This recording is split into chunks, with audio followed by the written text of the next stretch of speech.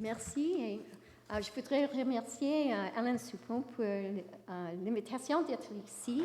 Normalement, je travaille avec des banques, des entreprises, des participants dans le marché financier et c'est vraiment un honneur d'être ici pour cet échange interdisciplinaire sur ces questions fondamentales. Alors, de la plus grande question de la responsabilité financière, cet après-midi, j'ai traité une question plus précise, la responsabilité financière en matière des changements climatiques. Alors, je suggère 4 étapes ou principes essentiels qui devraient être considérés pour faire avancer le dossier de financement de l'action climatique. 1. Corriger des décennies des externalités. Une taxe mondiale significative sur le carbone constitue l'approche la plus équitable, à mon avis. Une taxe de pérennité sur toutes les transactions effectuées sur le marché de financement de l'action climatique. Un renforcement des obligations fiduciaires des administrateurs et des dirigeants qui engloberont les responsabilités en matière de viabilité climatique et finalement de reconsidérer la question de rendement du capital avec une intendance rigoureuse de la part des investisseurs institutionnels. Alors, comme nous avons déjà entendu aujourd'hui, la question des changements climatiques est vraiment importante. Et à propos du commentaire du juge Fletcher cet après-midi, la Banque mondiale ainsi que 800 scientifiques de 100 pays ont observé que selon l'approche actuelle en matière des émissions, dans les 45 ans à venir, la plus grande partie de la planète devra composer avec des sécheresses graves, des fortes chaleurs, des pénuries de l'eau et de nourriture et une perte de biodiversité irréversible. Alors, ce n'est pas seulement pour nos enfants et nos petits-enfants, mais aussi pour quelques personnes ici dans la Chambre. Le dioxyde de carbone est le GES le plus préoccupant. Il y a beaucoup de types de GES, mais le dioxyde de carbone reste ou persiste plus longtemps dans l'atmosphère que les autres. Et ça, c'est pourquoi c'est important de faire une priorité sur ça. Alors qu'on reconnaît l'urgence de la situation, pour cette année seulement, les plus grandes entreprises de combustibles fossiles ont alloué presque 700 milliards de dollars à la mise en valeur des réserves supplémentaires.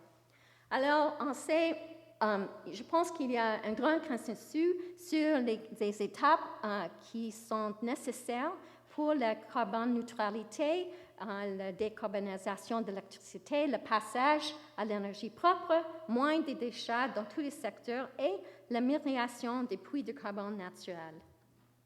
Bien qu'il n'y ait encore une définition universelle reconnue, le financement de l'action climatique fait généralement référence à la myriade de questions relatives au financement des mesures d'atténuation, comme la réduction des émissions, et des mesures d'adaptation, comme l'énergie propre. Le coût de la lutte contre le changement climatique sont énormes et immédiats.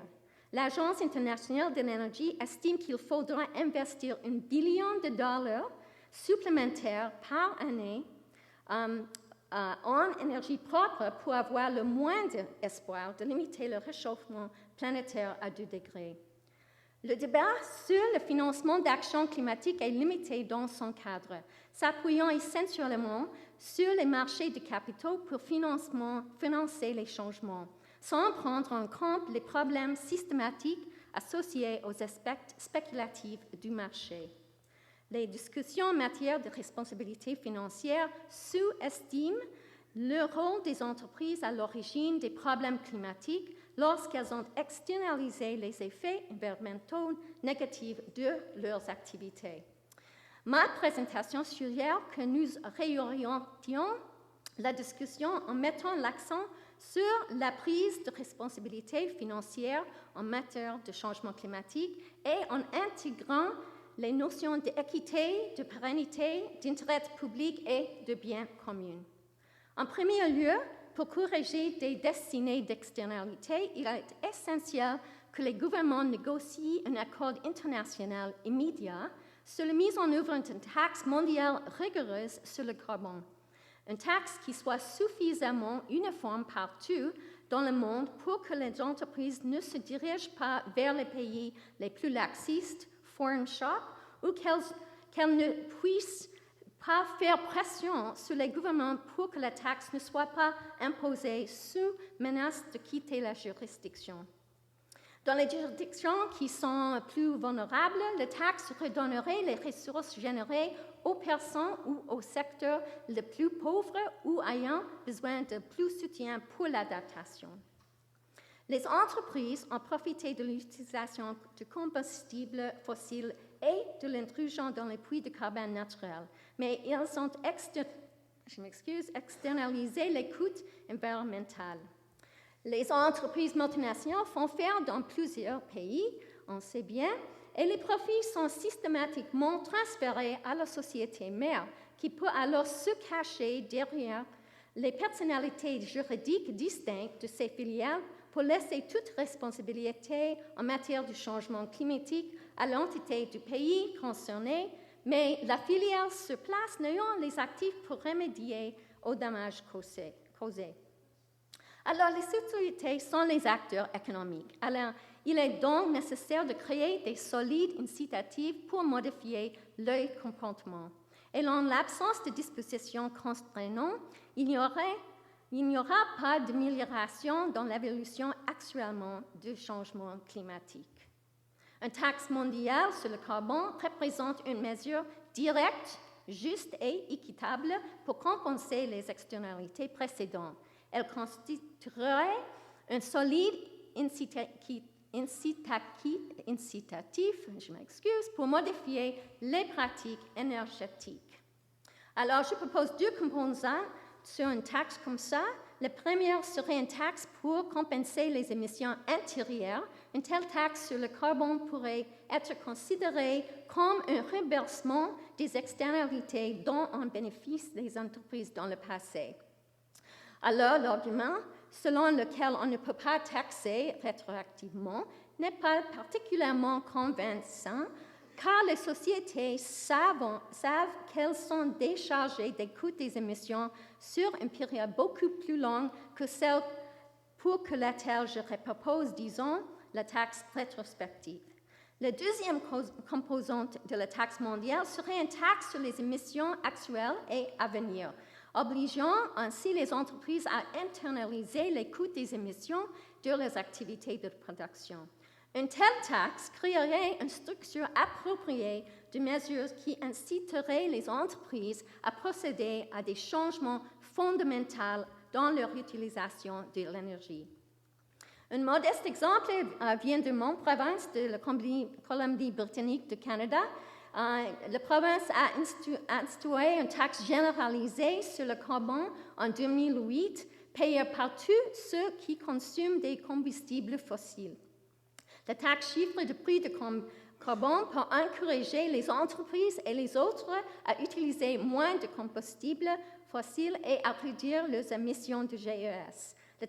La stratégie offrait les entreprises une période d'ajustement tout en créant immédiatement des incitatifs pour réduire les émissions. En deuxième lieu, une taxe de pérennité devrait être imposée sur toutes les transactions effectuées sur le marché du financement de l'action climatique. Les investisseurs dans les titres d'emprunt et de capitaux propres profitent des externalités créées dans les activités des entreprises sous forme de rentabilité accrue des investissements.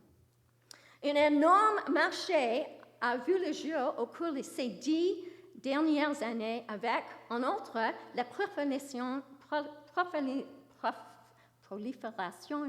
des obligations climatiques et 6 000 nouveaux fonds privés de capitaux propres créés pour financer les activités liées au changement climatique. Les produits de ces sociétés et les avantages et les risques associés manquent de transparence et on parle peu des effets négatifs éventuels qui pourraient accompagner les avantages. Selon la nature d'un produit dérivé, en anglais derivatives, les incitatifs peuvent être faussés de certaines manières. Par exemple, bien que les obligations catastrophiques, cat bonds en anglais, constituent une stratégie de réduction des risques en cas d'événements catastrophiques, elles ne font rien pour prévenir ou atténuer les causes sous-jacentes des événements climatiques.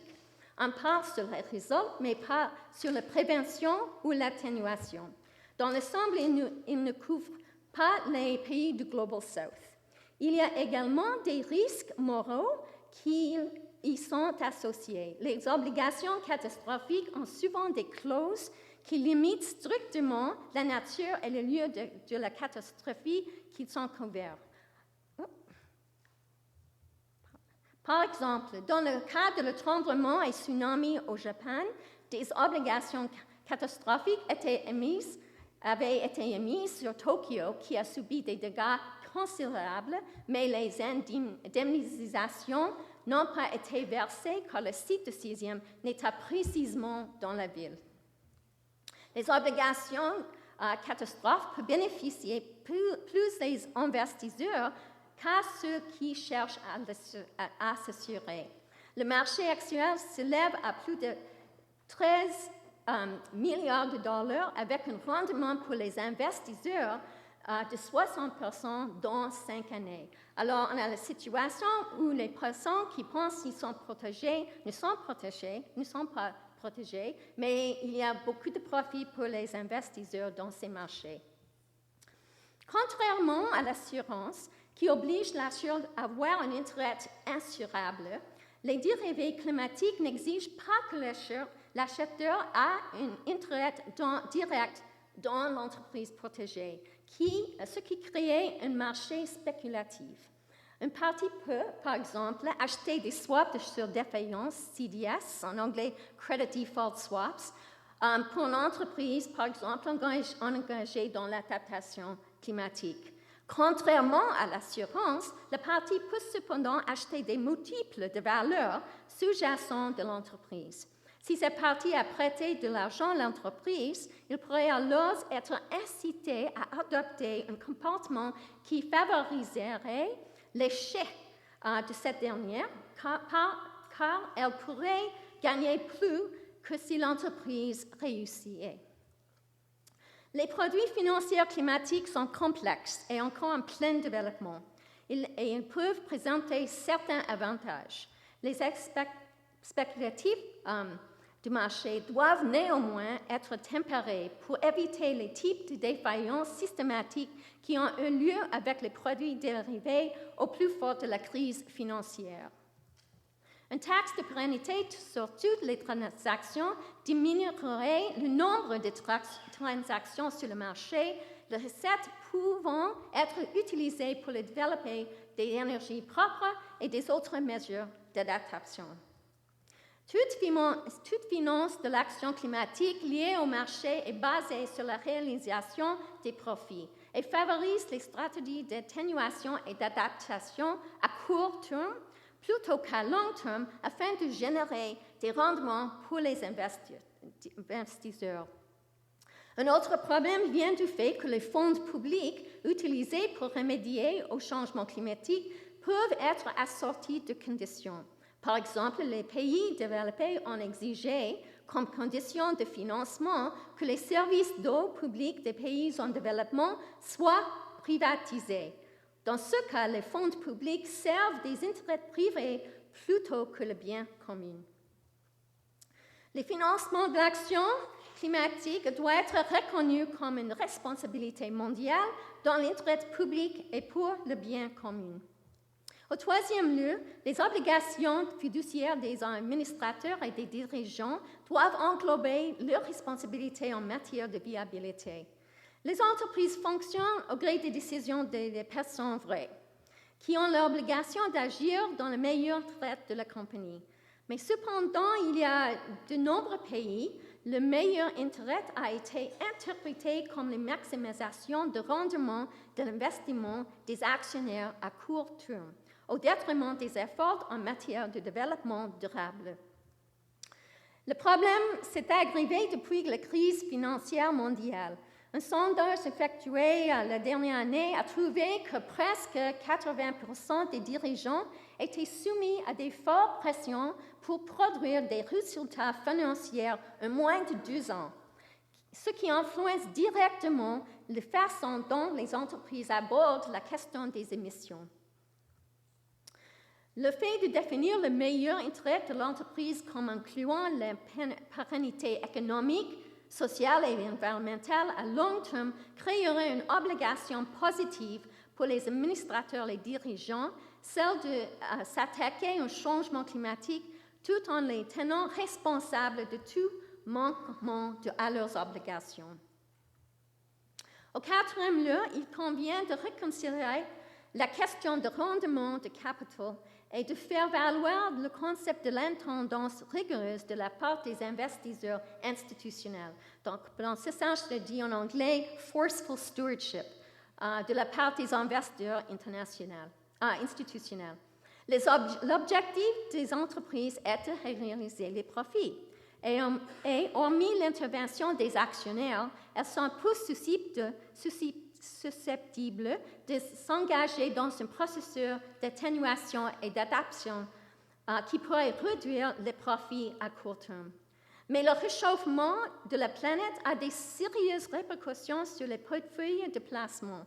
Alors, il y a une synergie avec le motif de profit et aussi les actions de ces actionnaires. Nous avons donc besoin d'une tendance rigoureuse. Les investisseurs institutionnels ont suffisamment d'influence économique pour exiger une action immédiate, mettant en avant la production décarbonée et la viabilité à long terme. Je pense aussi que les actionnaires doivent également insister pour que les industries de combustibles fossiles dans lesquelles ils investissent arrêtent de dépenser des millions de dollars en campagne de lobbying, y compris les efforts visant à induire le public en erreur sur les sciences du climat et à retarder l'adoption de politiques rentables.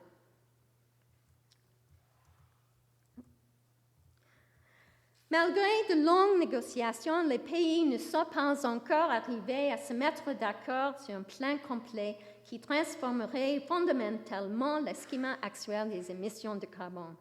Au lieu de cela, le gouvernement continue à encourager les émissions pour le biais de subventions aux énergies fossiles de plus de 500 milliards de dollars chacun. Si on introduisait une taxe mondiale sur le carbone et une taxe sur les marchés climatiques spéculatifs, le gouvernement aurait les ressources leur permettant de procéder aux nombreux changements nécessaires, réduisant notre dépendance à l'égard des marchés privés de capitaux pour financer ces changements.